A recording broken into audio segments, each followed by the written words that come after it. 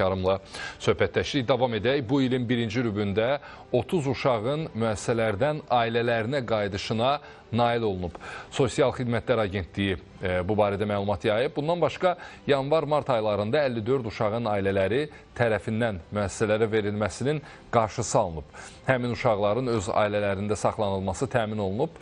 Bu istiqamət bizim diqqətimizi çəkdi. Düşünürəm ki, sizin üçün də çox maraqlı olar. Valideyn himayəsindən məhrum olmuş uşaqlarla İş Departamentinin müdürü, təbii ki, Sosial Xidmətlər Agentliyində Cavid Şahmalıyevlə söhbətləşəcəyik.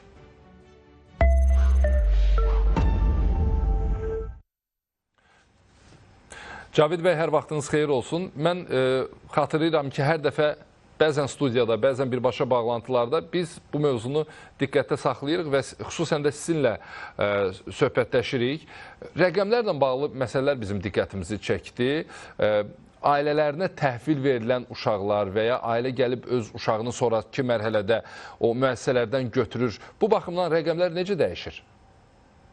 Minnətdaram, təşəkkür edirəm. Mən də öz növbəmdə hər dəfəsində bu əhəmiyyətli mövzuya efir aydığınız üçün sizə təşəkkür edirəm. İlk öncə onu qeyd edeyim ki, uşaqların öz doğma ailələrində reinteqrasiyası adlandırdığımız bu proses geniş hazırlıq tələb edir və ailələrə və uşaqlara yönəlik peşəkar qiymətləndirmə və düzgün dəstək xidmətləri ilə müşahidə daxil olmaqla müxtəlif mərhələli uzun müddətli prosesdir. Nazirliyimiz 2020-ci ildən bu işləri həyata keçirir və cari anadək 707 valideyn himayəsindən məhrum olmuş uşaq öz doğma bioloji ailələrinə qaytarılmışdır. Keçən dövr ərzində reinteqrasiyanın ən başlıca məqsədi sadəcə uşağı doğma ailəsinə qovuşdurmaq deyil, həmçinin xoşbəxt, sağlam şəraitdə yaşamasını təmin etmək olmuşdur. Bu məqsədə çatmaq və uğurlu nəticələrə nail olmaq üçün çox profilli komandamız tərəfindən zəruri tədbirlər də həyata keçirilmişdir. Biz doğma bioloji mühitin uşağın rifahı və inkişafı üçün əhəmiyyətini bilirik və bu məqsədlə də sosial xidmət müəssisələrində olan hər bir uşağın ailəsinə qaytarılması istiqamətində tədbirlər görürük. Bütün uşaqlar və onların ailələri ilə hər il təkrar olaraq qiymətləndirilir və əgər ailəyə qaytarılmaq üçün cüzi olursa da ümid görürüksə, uşağın ailəyə qaytarılması istiqamətində inkişaf planları tərtib edirik. Ötən illər ərzində bir informasiyanı qeyd edim ki, reinteqrasiya prosesinin daha səmərəli, təhlükəsiz və uzun müddətli etməsi üçün normativ hüquqi aktlarda dəyişikliklər edilmiş və ölkə rəhbərliyi müvafiq fərmanı əsasında bu istiqamətlər, bu istiqamətdə görülən işlər Nazirliyə həvalə olunmuşdur. Sevindirici hal budur ki, ailələrinə reinteqrasiya edilən uşaqlar arasında xüsusi qayğıya ehtiyacı olan, yəni əlilliyi olan uşaqlar da az deyil. Ötən illər ərzində 55 əlilliyi olan uşaq öz doğma ailəsinin himayəsinə qaytarılmışdır. Biz ailələrə qaytarıldıqdan sonra bir il ərzində rübdə bir dəfə olmaqla, yəni bir dəfədən az olmamaqla həmin ailələrə mütəxəssislər tərəfindən ziyarət edilir və uşaqların təkrar müəssisələrə qayıtmaması üçün preventiv, qabaqlayıcı tədbirlər görülür. Və bütün bunların nəticəsində də bu günləri təkcə bu rüb ərzində biz 30-dan çox uşağı deməli öz doğma ailəsinə qaytarmış hesab olunurum. Ümumilikdə isə əvvəldə qeyd elədim, 2020-ci ildən bugünkü tarixə qədər 700-dən çox, yəni 707 uşaq öz doğma bioloji ailəsinə qaytarılır. Bundan uşaqlarımız üçün bundan gözəl, ailə mühitindən, qayğısından gözəl ikinci nemət ola bilməz. Çünki uşaqlar hər zaman, hətta ailələrində onlar üçün arzu olunmayan bir situasiyalar olsa da, bəzən görürüz ki, valideynləri onları baxımsız vəziyyətdə saxlasalar da, uşaqlar hər zaman ailələri arzulayırlar və bizim də dövlətimizin başlıca məqsədi uşaqları, valideyn himayəsindən məhrum olmuş uşaqları öz doğma deməli ailə... Cavid bəy, təbii ki, sizin əsas məqsədiniz o uşaqları öz doğma ailələrinə qaytarmaqdır, bu öz yerində, amma bəzən olur, bəzi səbəblərdən bu baş tutmur və həmin o uşaqları götürüb saxlamaq və onları böyütmək istəyən insanlar ola bilər. Bu adı çəkilən mövzu ilə bağlı mövcud vəziyyət necədir Azərbaycanda? Qanunvericilikdə hər hansısa bir boşluq varmı? Ümumiyyətlə, proses necə tənzimlənir? Kimsə gəlib müəssisədən həmin uşaqlardan birini götürüb və ya bir neçəsini götürüb saxlamaq niyyətində olsa, hansı problemlərdən qarşı-qarşıya qalır? Ümumilikdə bilirsiniz ki, ötən ildən, 2023-cü ildən başlayaraq Azərbaycanda çox yaxşı bir alternativ qayğı deməli növü yaradıldı, himayədar ailə qayğısı. Himayədar ailə qayğısı Azərbaycan Respublikası vətəndaşlarına imkan verir ki, onlar müəssisədə olan uşaqları öz himayələrinə götürsünlər və bu onlar üçün övladlığa götürmədəki kimi hüquqi deməli borc yaratmır. Bu himayədar ailə ilə bizim agentlik arasında bağlanmış müqavilə əsasında valideyn himayəsindən məhrum olmuş uşağa qayğıdır. Bu illər ərzində yəni 44 uşaq artıq deməli himayədar ailələrə verilmişdir və biz həmən uşaqların həmən ailələrdə nə qədər deməli təhlükəsiz və xoşbəxt yaşadıqlarının şahidi oluruq. Təbii ki, ilk növbədə yəni birinci dediyim kimi uşaqlar üçün ən doğma mühit öz doğma bioloji ailələrdir, amma həmişə onları qaytarmaq mümkün olmur siz dediyiniz kimi.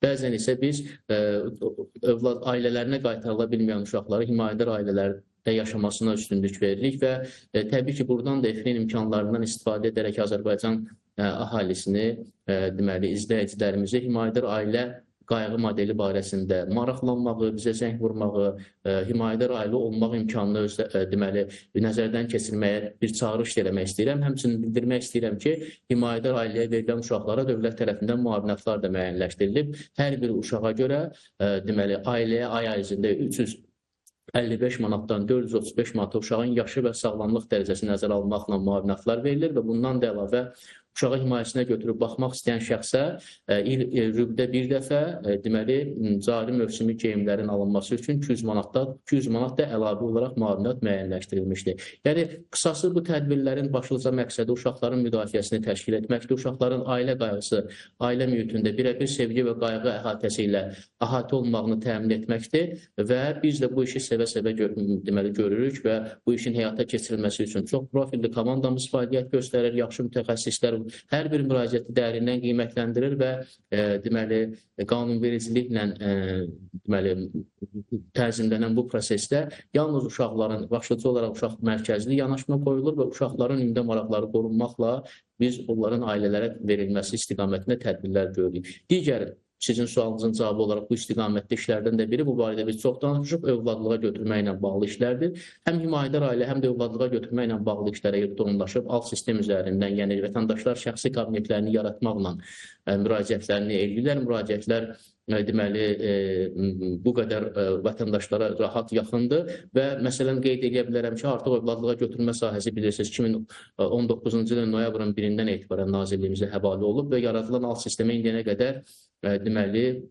1641-dən çox müraciət olunub. Onların hər biri müxtəlif mərhələlərdə deməli qiymətlədirilib, nəzərdən keçirilib. Himayədar ailə ilə bağlı olan alt sistemin müraciətlərimizin də sayı artıq 79-u keçib. Bunlar hamısı ondan xəbər verir ki, o elektronlaşma, xidmətlərin əlçatan olmağı, vətəndaşların rayonda olan, yaxud da şəhər kənarında olan vətəndaşların şəhərə gəlmək məcburiyyəti olmadan öz evlərindən, öz olduqları məkanlardan, izmallardan xidmətə əl çatılması yaxın olduğu üçün müraciət etmələri bu xidməti deməli onlara daha da yaxınlaşdırmışdır. Bunların da hamısının yekununda yenə deyirəm, birinci məqsədi odur ki, uşaqlarımız sevgi dolu ailə mühiti ilə böyüsünlər, uşaqlar birəbir sevgini və qayğını davamlı şəkildə görsünlər və bizim də arzumuz budur ki, bu qayğı kəsilməsin, bu qayğı deməli müvəqqəti olmasın və sonda isə uşaqlar təbii ki, hər bir halda himayədar ailədə olan uşaqların da bizim məqsədimiz o uşaqları öz doğma ailələrinə qaytarmaqdır.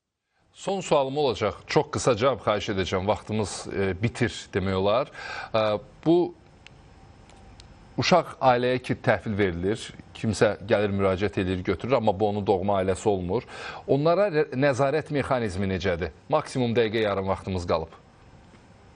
Himayədar ailəni nəzərdə tutursunuz ki, himayədar ailəyə verilən uşaqlar, yəni müqavilə əsasında verildikdən sonra ay ərzində bir dəfədən az olmamaqla onlar deməli müşahidə olunur, yəni səfərlər olunur, ziyarət olunur və uşağın həm ailəyə uyğunlaşması, həm uşağın ailədə deməli qayğı prosesi nəzarət altındadır və monitorinqlər deyirik biz buna. Monitorinqlər davamlı şəkildə olunur, hesabatları təqdim olunur, bizlər tərəfindən nəzərdən keçirilir və müdaxilə etmək zərurəti olarsa biz tərəfindən də müdaxilə olunur. Ümumiyyətlə himayədar ailədə olan uşaqların müdafiəsini təşkil etmək daha rahatdır ona görə ki, burada birəbir qayğı olduğu üçün və ailələrə səfərlər vasitəsilə, yəni himayədar ailədə olan uşağın ailəsinə ziyarət eləməklə mütəxəssislərimiz ümumi uşağa qayğı prosesini ailədəki ab-havadan, orada zaman keçirməklə anlamaq olur ki, bu uşaq burada nə qədər xoşbəxtdir və bu uşaq burada nə qədər inkişaf edə bilər və bunu görmək mümkündür və problem də aşkarlandığı andan ki, qabaqcadan aşkarlaya biliriksə, vaxtında müdaxilə edə bilirik və nəticə itibarilə də o uşaqların təhlükəsiz şəraitdə və sağlam mühitdə, ailə mühitində böyüməsi təmin olunmuş olur. Cavid bəy, çox sağ olun, çox təşəkkür edirəm. Birbaşa bağlantıda Sosial Xidmətlər Agentliyinin valideyn himayəsindən məhrum olmuş uşaqlarla iş departamentinin müdiri Cavid Şahmalıyevlə danışdıq. Elə bu həftəlik və bu günlük də proqramımızı burada